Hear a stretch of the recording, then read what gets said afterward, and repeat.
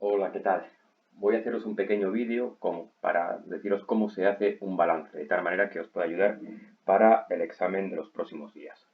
Bueno, lo primero que tenemos que saber es que ante un ejercicio de balance lo que nos vamos a encontrar es con una serie de elementos patrimoniales desordenados y su valor. ¿De acuerdo? Bueno, pues nosotros lo que tenemos que hacer, lo primero de todo, es realizar esta plantilla. No es una plantilla que os vayáis a encontrar, sino que la tenéis que hacer vosotros. ¿Qué es lo que hay que poner? Pues el activo por un lado, todo esto, y el pasivo más neto por este otro lado. En el activo lo vamos a dividir en dos partes, el activo no corriente y el activo corriente. El activo no corriente es todo aquel patrimonio a largo plazo, mientras que el activo corriente es el patrimonio a corto plazo, y a su vez habrá que subdividirlo en las existencias, el realizable, que son las deudas que tienen los clientes con nosotros, y el disponible, que es el dinero en efectivo con que cuenta la empresa. Por el lado del pasivo más neto lo dividimos en tres partes. El neto, que es aquel dinero que no tenemos que devolver. El pasivo no corriente, que es aquel dinero que sí tenemos que devolver pero a largo plazo. Y el pasivo corriente, que es el dinero que tenemos que devolver a corto plazo. Para hacer un ejercicio de balance, fundamentalmente lo que vamos a hacer es ir identificando cada uno de los elementos patrimoniales y decidir si es activo o si es pasivo o es neto. Y dentro del activo, si estamos hablando de activo no corriente o activo corriente y en cuál de estos tres elementos. Y dentro del pasivo, si es que fuera pasivo, pasivo no corriente o pasivo corriente. ¿Cómo lo sabemos? Pues bien, el activo es todo lo que la empresa tiene. Si lo tiene para que quede y permanezca dentro de la empresa durante tiempo, lo metemos aquí, como por ejemplo los vehículos o el mobiliario. Si es activo corriente, significa que es o bien dinero que nos deben, o dinero que tenemos en efectivo, o las existencias. En este caso, pues podrían ser, aquí aparece la palabra existencias, o el dinero que la empresa tiene en la caja, por poner un par de ejemplos. ¿Cuándo es pasivo o neto? Cuando es dinero que debo, sería el pasivo no corriente a más de un año. Por ejemplo, un préstamo que debe la empresa a 12 años. O cuando lo debe a corto plazo, como por ejemplo el dinero que debemos a los proveedores. El neto está reservado para aquellas cuentas en las cuales hemos obtenido dinero sin que tengamos que devolverlo, como por ejemplo el capital social que los socios han puesto para la empresa. Así que vamos a ir uno a uno para ver cómo se hace. Empezamos por los vehículos. Como acabamos de decir, el vehículo, los vehículos que tiene la empresa es parte de su activo, y dentro de su activo, como se compran para que permanezcan en la empresa y ayuden a la empresa, lo ponemos en el activo no corriente. Pues ponemos aquí vehículos y 10.000 en este caso. El capital social. Acabamos de decir que el capital social es parte del neto. En el neto nos vamos a encontrar solo dos cuentas posibles. El capital social y el resultado del ejercicio anterior. En este caso tenemos aquí el capital social. Pues bien, el capital social lo ponemos. Vamos a ponerlo aquí mejor. El capital social, 3.000. ¿Por qué? Porque el capital social es un dinero que llegó a la empresa y que no hay que devolver. El préstamo a 12 años es un dinero que me deben, es una deuda, perdón, es una deuda que tiene la empresa. Por lo tanto es pasivo. Y como es a 12 años, es pasivo no corriente. Así que ponemos el préstamo, aquí no, ponemos préstamo y su valor. En este caso, 35.000. Proveedores. La cuenta de proveedores, cuando os la encontréis, siempre significa lo mismo. Significa que debo dinero a mis proveedores. Y el dinero que debo a mis proveedores siempre es dinero a corto plazo. Así que es pasivo corriente. Los proveedores.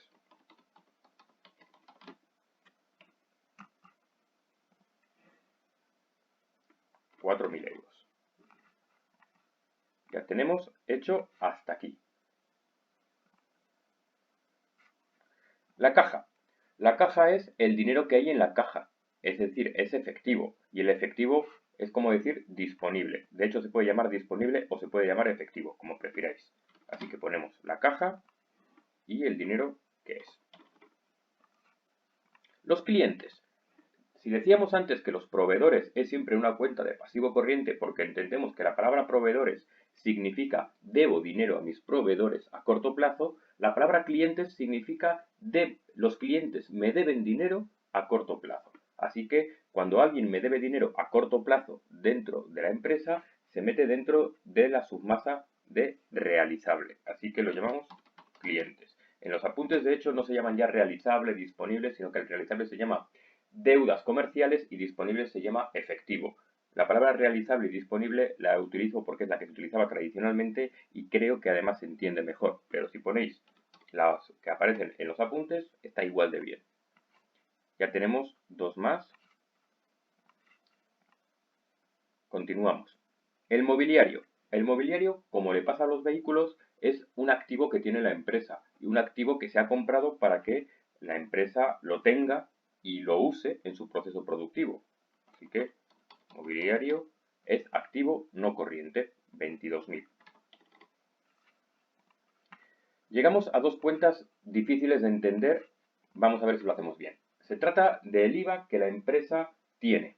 El IVA no es un impuesto que deba pagar la empresa de manera definitiva, pero sí lo debe gestionar, sí lo debe recaudar. Entonces, ¿qué hace? Lo recauda a través del IVA que repercute en los productos que vende y lo paga previamente en el IVA que soporta por los productos que compra. De tal manera que el IVA soportado hace referencia al IVA que la empresa paga por los productos y por los servicios que compra. Y el IVA repercutido hace referencia al IVA que cobra a sus clientes. ¿De acuerdo? Entonces, el IVA soportado, en la medida que es un dinero que la empresa ha adelantado y que luego Hacienda le deberá devolver, es una deuda que Hacienda tiene con la empresa. Así que el IVA soportado siempre es una cuenta de realizable. IVA soportado o Hacienda, podríamos poner Hacienda también, 2.000.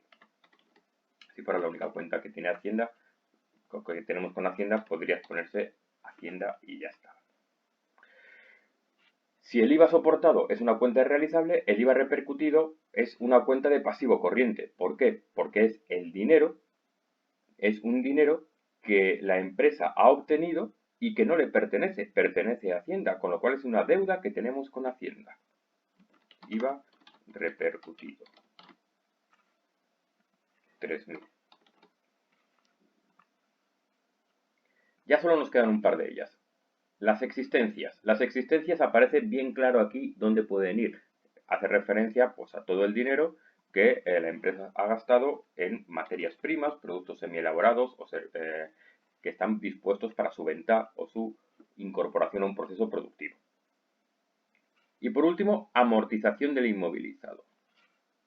Este inmovilizado me lo ha transformado el corrector, es con V, inmovilizado.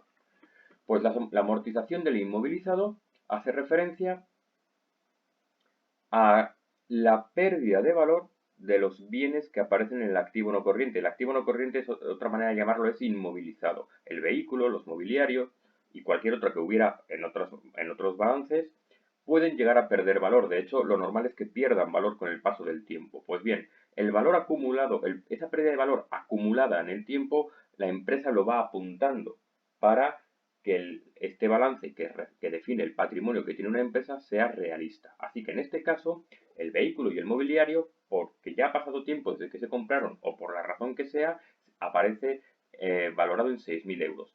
¿Cómo se coloca? Se coloca al final del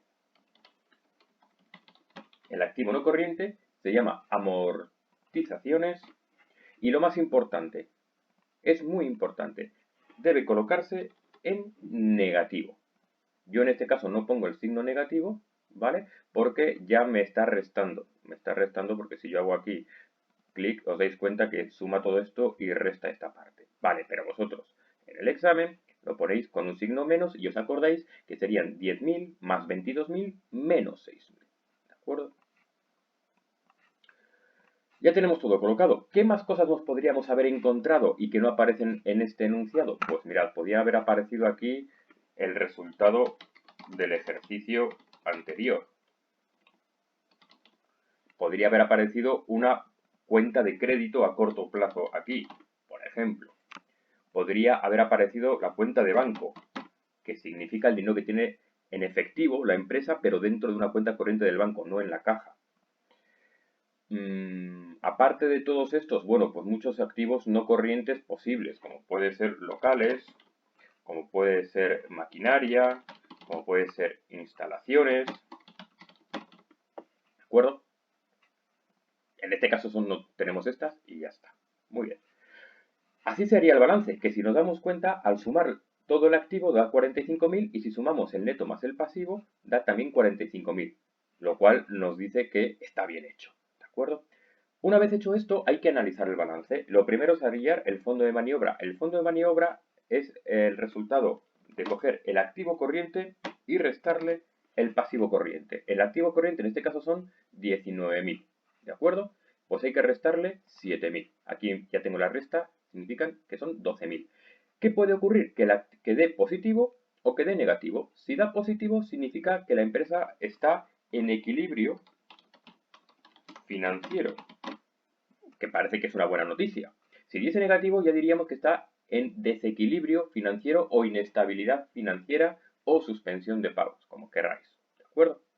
Como en este caso ha dado positivo, lo que tengo que hacer es dos ratios más, el ratio de tesorería y el ratio de liquidez. ¿Por qué? Porque una cosa es que dé positivo y otra cosa es si realmente va bien. En este caso el ratio de tesorería se calcula poniendo en el numerador el realizable más el disponible.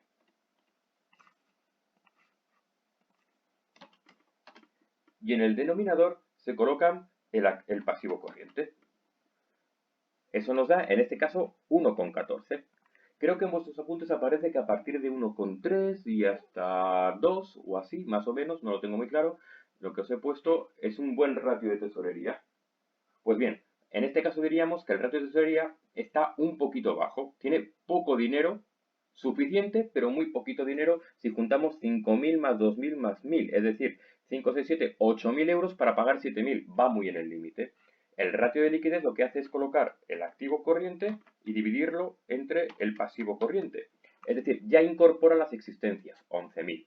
Si os dais cuenta, es lo mismo que hemos medido aquí, pero en forma de ratio. Y aquí ya nos da 2,71, lo cual significa que está ya muy sobrado. Significa que cuando sumamos las existencias, es decir, los materiales que tenemos dispuestos para ser vendidos y los damos por ya vendidos, sí que nos sobra el dinero. Diremos que está en equilibrio financiero, con baja tesorería, debería mejorar la tesorería, aunque su liquidez es buena. Por último, hacemos el ratio de garantía. El ratio de garantía lo que mide es, vamos a ver, que creo que se está mal, el ratio de garantía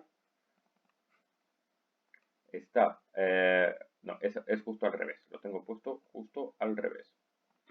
Por un lado, el ratio de garantía tiene que poner en el numerador el activo y en el denominador la suma de el pasivo no corriente y el pasivo corriente. Creo que no he puesto bien la fórmula. Vamos a ver si me falta un paréntesis.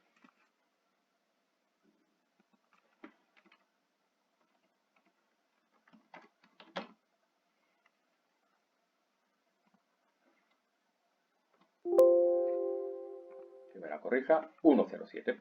Significa que de los 45.000 euros que es el activo, pero también el pasivo más neto, 37,512, 42 son dinero que se debe. Eso significa que está muy cerca de quebrar.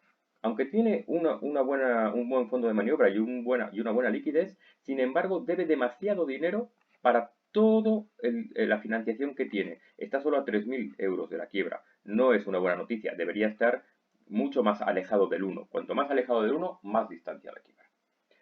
Este sería el análisis, ¿de acuerdo? Venga, un saludo.